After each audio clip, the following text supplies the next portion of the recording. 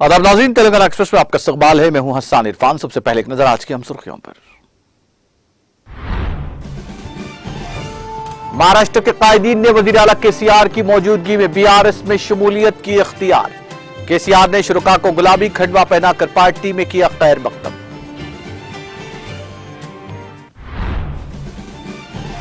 तेलंगाना में कबायली यूनिवर्सिटी के क़याम में ताखीर। आला तालीम के मौके तक रसाई से हजारों कबायली तलबा महरूम। रियासती वजीर के तारक रामाराव का मरकजी हुकूमत पर इल्जाम। मोदी की रियासत की तकसीम के वादों को पूरा करने में नाकाम। बीआरएस एलपी में रियासती वजीर श्रीनिवास गौड़ का मीडिया से खिताब। वजीर आजम की केसीआर और बीआरएस के खिलाफ गुमराह कुन तशहीर झूठ का पुलंदा। रियासती वजीर जगदीश रेड्डी का मीडिया से खिताब। हिंदुस्तान की तारीख में तेलंगाना और उसके अवाम का अहम रोल। वरंगल में बेशतर इंफ्रास्ट्रक्चर डेवलपमेंट प्रोजेक्ट का संग बुनियाद रखने के बाद वजीर आजम मोदी का खिताब।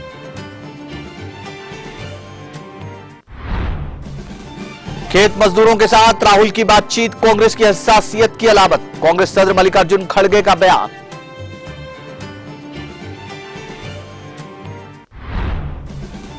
और अमेरिकी सदर जो बाइडेन ने यूक्रेन को क्लस्टर बम देने के फैसले का किया दिफा। कहा यूक्रेन के पास हथियारों की मुसलसल किल्लत के पेश नजर मुश्किल फैसला लेना पड़ा।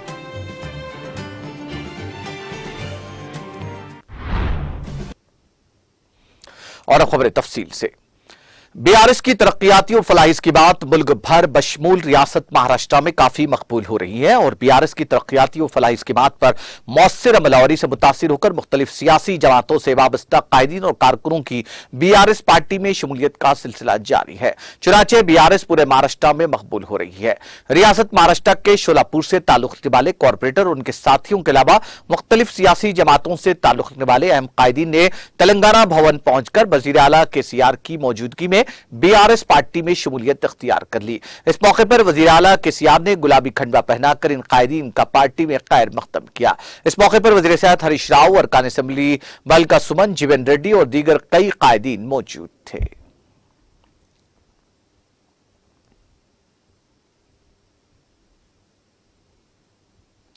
तेलंगाना के वजीर आईटी और बल्दी रजमदस के तारक रामाराव ने कहा कि आंध्र प्रदेश तंजीम जदीद कानून में की गई यकीन दहानी के मुताबिक तेलंगाना में ट्राइबल यूनिवर्सिटी के क़याम में ताकीर के जरिए आला तालीम के मौके तक रसाई से हजारों कबायली तलबा को महरूम कर दिया गया। तकरीबन 6 बरस पहले मुल्क जिले में इस मकसद के लिए 350 एकड़ अराजी की रियासती हुकूमत की जानिब से निशानदही और उसको हवाले करने के बावजूद बीजेपी जेर क़यादत मरकजी हुकूमत यूनिवर्सिटी के क़याम और उसे अहम इदारे के लिए फंड्स की मंजूरी में नाकाम हो गई है। सोशल मीडिया के अहम प्लेटफॉर्म ट्विटर पर सरगम तारक रामाराव ने इस खुसूस में ट्वीट करते हुए कहा कि यूनिवर्सिटी के क़याम के लिए वज़ीर आला के चंद्रशेखर राव और दीगर लीडरों की जानिब से कई नुमाइंदगियां की गई, ताहम इसका कोई असर नहीं हुआ। तेलंगाना के अवाम वज़ीर आज़म पर जोर दे रहे हैं कि वो तेलंगाना के साथ रवा नामुनासिब और सौतले सलूक को खत्म करते हुए आज के दौरे के दौरान ट्राइबल यूनिवर्सिटी के क़याम पर वाज़ेह बयान दे। वजीर एक्साइज और सियाहत डॉक्टर वी श्रीनिवास गौड़ ने वजीर आजम नरेंद्र मोदी को अपनी शदीद तनकीद का निशाना बनाते हुए कहा कि इंतखाबात से कबल वजीर आजम नरेंद्र मोदी पर अवाम ने रियासत की तकसीम के वादों को पूरा करने की तवक्को रखी थी, लेकिन मोदी ने तेलंगाना के खिलाफ जहर घोल दिया है। रियासती वजीर श्रीनिवास गौड़ ने बीआरएसएलपी में मीडिया से बात की। उन्होंने कहा कि तेलंगाना तहरीक में बीजेपी का असल किरदार क्या है। उन्होंने बरहमी का इजहार करते हुए कहा कि मोदी ने तेलंगाना के अवाम के एतमाद को ठेस पहुंचाया है। उन्होंने इल्जाम लगाया कि मोदी ने अडवाणी जैसे लीडर को कमजोर करने की तारीख रकम की। उन्होंने कोच फैक्ट्री लगाने के बजाय एक छोटी मरम्मत कंपनी कायम की। उन्होंने कहा कि मोदी ने तेलंगाना के अवाम को धोखा दिया और आंध्र प्रदेश में 7 मंडलों को जोड़कर तेलंगाना के साथ नाइंसाफी की। उन्होंने कहा कि मुल्क में खुशहाली होने के बावजूद तेलंगाना इस सतह पर है जहां से वो मुल्क को चावल फराहम कर सकता है। उन्होंने कहा कि जिन स्कीमात का नाम तब्दील किया गया है उनका मरकज तेलंगाना है। उन्होंने बीजेपी हुकूमत पर कर्नाटक में सबसे ज्यादा बदगुमान होने का इल्जाम लगाया। उन्होंने कहा कि मोदी के वजीर आजम होने पर 80 करोड़ बीसी खुश थे, लेकिन बीसी की वजारत के बगैर मोदी की हुकूमत है। उन्होंने सवाल किया कि अगर करप्शन हो तो इतनी शानदार स्कीमें कैसे आती है।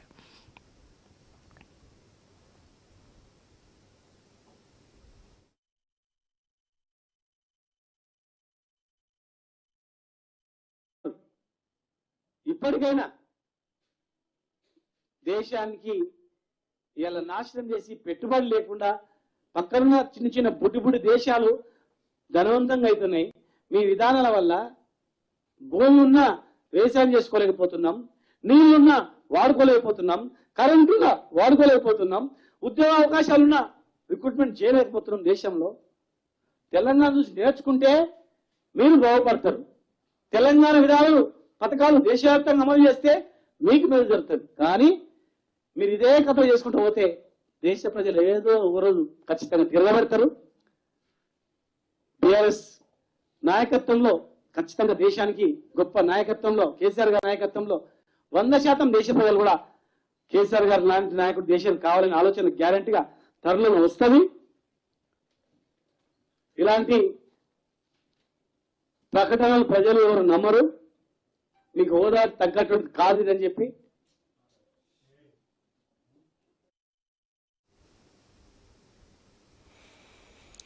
वज़ीर बरक़ी जगदीश रेड्डी ने वरंगल में वज़ीर आज़म मोदी की तकरीर को अपनी शदीद तनकीद का निशाना बनाया। सूर्यापेट में मीडिया से बात करते हुए रियासती वज़ीर जगदीश रेड्डी ने कहा कि वज़ीर आज़म के ओहदे पर मौजूद मोदी ने अपने खिताब में झूठ का सहारा लेते हुए नीच हरकत की है। उन्होंने कहा कि एक बार फिर मोदी ने तेलंगाना और वज़ीर आला केसीआर के खिलाफ जहर उगलने की पूरी कोशिश की। उन्होंने कहा कि बीजेपी बदनवानी में कांग्रेस से आगे निकल गई है। उन्होंने कहा कि मध्य प्रदेश, गुजरात और कर्नाटक में बदनवानी बीजेपी की हुक्मरानी का सबूत है।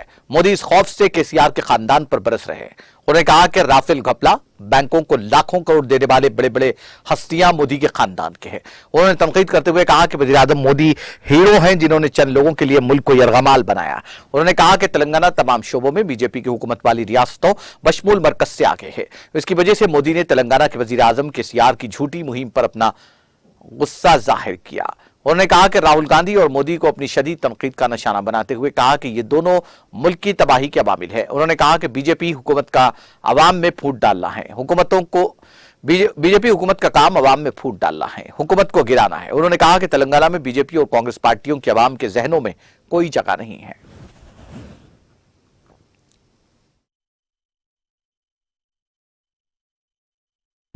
సరిహద్దులు దాటి బయటకు వస్తున్నాడని కేసీఆర్ కీర్తి మధ్యలో ఉన్న మహారాష్ట్రను దాటుకొని గుజరాత్కు తాకుతుందన్న భయంతోనే నోటుకొచ్చిన అబద్ధాలన్నీ కూడా మాట్లాడండి. ఒక ప్రధానమంత్రిగా ఆయన స్థాయికి తగ్గించుకొని ప్రధానమంత్రి మాట్లాడకూడని మాటలు చాలా మాట్లాడింది. అక్షరం అక్షరం అబద్ధము. తెలంగాణ వెనుకబడిపోయిందా కేసీఆర్ వచ్చిన తర్వాత? ఎంతుండే తెలంగాణ రాష్ట్రం వచ్చినాడు మా వరి సాగు 40 లక్షల మెట్రిక్ టన్నుల ధాన్యాన్ని సేకరించలేని ఈ రాష్ట్రం ఆనాడు ఇవాళ 1,40,00,000కు దాటింది. అవాళి తలసరి విద్యుత్ వినియోగం, ఇవాళ తలసరి విద్యుత్ వినియోగం ఈ రాష్ట్రం ముందుకు పోయిందా వెనక్కి పోయిందా చెప్తుంది కదా. 1200 యూనిట్ల నుంచి ఇవాళ 2100 యూనిట్లకు వచ్చిందంటే రాష్ట్రం అభివృద్ధి చెందినట్ట వెనుకపోయినట్ట?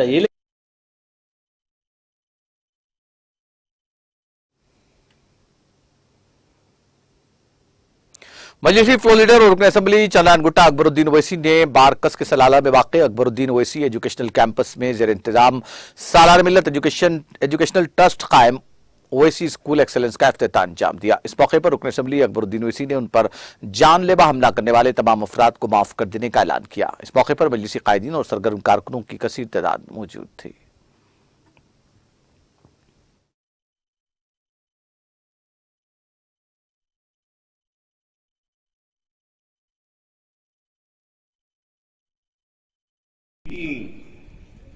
मैं, मेरी आल, मेरी औलाद अहमद बलाला के एहसान को कभी नहीं भूलेगी, अहमद सादी के एहसान को नहीं भूलेगी, मंसूर अवलगीर के एहसान को नहीं भूलेगी, महमूद अवलगीर के एहसान को नहीं भूलेगी। वो अरब बरादरी के लोगों ने जख्मी अकबर ओवैसी को जो उठाया था, दवाखाने तक पहुंचाया, आखिरी सांस तक भी आपके एहसान को कभी नहीं भूला। चलो आज उनको भी माफ किया जिन्होंने साथ छोड़कर राह फरारी इख्तियार की, उनको भी माफ किया जिसने साथ दिया उसका एहसान, जिसने साथ नहीं दिया उसका भी एहसान, हर एक का एहसान। अरे मेरे भाई, दुनिया कुछ भी कह ले, अकबरुद्दीन ओवैसी को न कभी दुनिया से मोहब्बत थी, न है, न कभी रहेगी। अरे ये दुनिया में खयाम तो आरज़ी है, ये खयाम एक जेल की मानद है। अरे इस खयाम में कामयाब हुए तो फिर वहां पे हमको मिलेगा अल्लाह के पास। बहरहाल अल्लाह, नमाज का वक्त, अज़ां का वक्त हो रहा है, और भी कहना चाहता था, लेकिन बस यही कहूंगा कि ये इदारे, आप इन इदारों की हिफाजत करो। इन इदारों पे उंगली उठेगी तो मेरा ताउन करना। अज़ां हो रही, यही कहूंगा कि खुदारा मेरी इस तकरीर के पैगाम को समझो, जिंदगियों में ईसार को पैदा करो, सब्र को पैदा करो, माफ करना सीखो। अगर हम सब्र के पैमाने को मजबूती से नहीं थामेंगे, छोटी छोटी बातों पर दस्ते गिरेबां हो जाते हैं, एक दूसरे के खिलाफ में चाकू निकालते हैं या एक दूसरे का कत्ल करने के लिए दौड़ते हैं। खुदारा मेरे प्यारे मुसलमान भाइयों, दुनिया को हमारे खून की कीमत व अहमियत नहीं मालूम। एक वक्त था दुनिया को हमारे खून की अहमियत का पता था। जब हमारा खून ओहद में गिरता तो दुनिया को पता था कि इस खून के गिरने की अहमियत क्या है।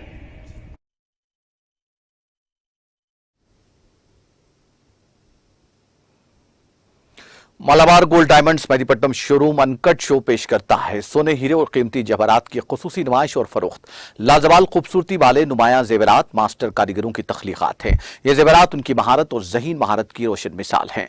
अनकट शो का इफ्तिताह मोअज़्ज़िज़ मेहमानों और खैरखाहों की मौजूदगी में अमल में आया। यह शो 22 कैरेट पर पुराने सोने के तबादले पर 0% कटौती की पेशकश करता है। इस शो में मालाबार गोल्डन डायमंड्स एराइन कट हीरे के जेवरात के खुसूसी गैर कटे हुए जेवरात पेश किए गए हैं। यह शो 8 जुलाई से 16 जुलाई तक रहेगा। Malabar golden diamonds Mehdipatnam showroom में मालाबार गोल्डन डायमंड्स, जो कि सबसे ज्यादा भरोसेमंद ज्वेलरी ब्रांड्स में से एक है, मालाबार ग्रुप की फ्लैगशिप कंपनी है, जो हिंदुस्तान का सबसे तेजी से बढ़ता हुआ कारोबारी ग्रुप है। यह ग्रुप सेहत, तालीम और गरीबों के लिए रिहाइश, खवातीन को बाइख्तियार बनाने और माहौलियात के तहफ्फुज़ के इक़दामात के शोबे में कारपोरेट समाजी जिम्मेदारी की सरगर्मियों के लिए अपने सालाना मुनाफे का एक अलग हिस्सा मुख्तस करता है। Malabar gold and diamonds retail gold industry में रुझान साज है, जिसके पूरे हिंदुस्तान, सिंगापुर और जीसीसी में 320 शोरूम हैं। इस मौके पर कंपनी के इंतजामी नुमाइंदा रमीज बेकर ने तफसीलात से वाकिफ करवाया।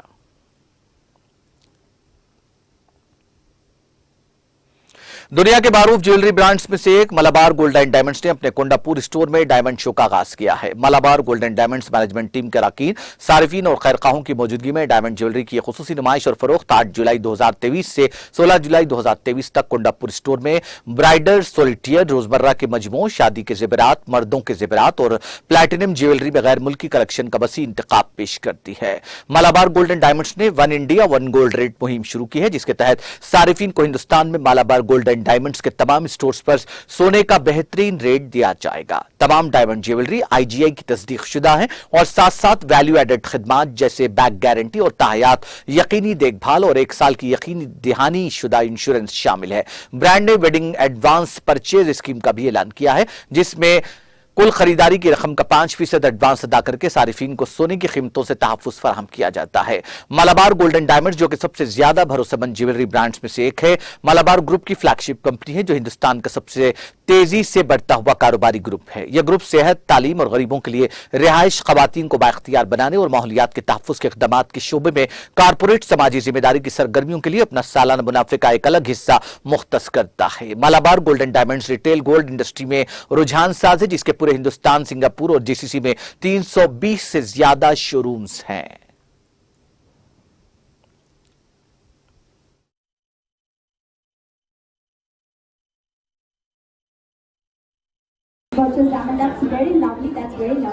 चलो एक लास्ट छोटा सा आप करोगे, एक like you have to do the tongue twister, okay?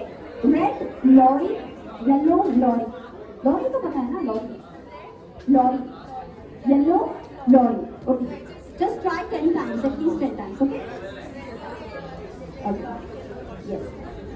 Red lorry, yellow lorry, red lorry, yellow lorry, red lorry, yellow lorry, red lorry, yellow lorry, red lorry, yellow lorry, red lorry, yellow lorry, red lorry, yellow lorry, red lorry, yellow lorry, red lorry, yellow lorry.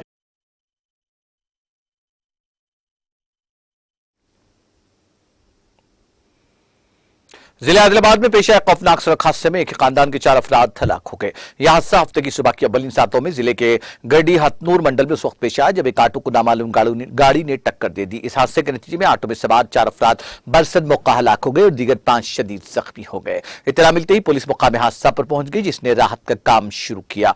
मुकामी अफराद की मदद से जख्मियों को इलाज के लिए RIMS अस्पताल मुंतकिल कर दिया गया। शांतिनगर के रहने वाले 10 अफराद ऑटो में एचोड़ा से आदिलाबाद की समझ जा रहे थे कि यह हादसा पेश आया। पुलिस ने यह बात बताई। इस हादसे के सिलसिले में पुलिस ने एक मामला दर्ज करके तहकीकात का आगाज कर दिया। महलूकीन की लाशों को पोस्टमार्टम के लिए आदिलाबाद के रिम्स अस्पताल मुंतकिल किया गया। एचोड़ा के इंचार्ज सीआई किरण कुमार ने लाशों का मुआयना किया। महलूकीन की शनाख्त 35 साल शैलजा, 65 साल पोचन्ना, 62 साल सलोमी और 50 साल गंगो के तौर पर की गई है। हादसे का मुकाम दिलखराश मंजर पेश कर रहा था। हादसे के बाद ऑटो मुकम्मल तौर पर तबाह हो गया, जो एक नाले में पड़ा हुआ पाया गया।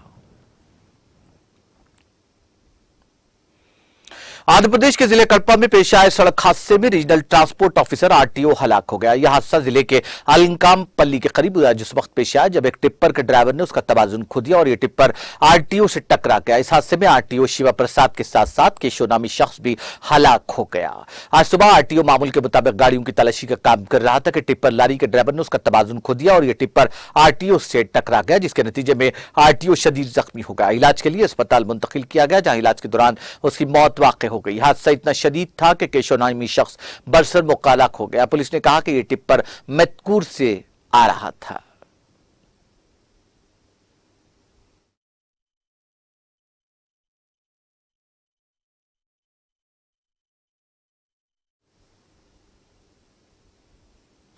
तेलंगाना एक्सप्रेस में वक्त ब्रेक का, ब्रेक के बाद भी खबरों का सिलसिला जारी रहेगा।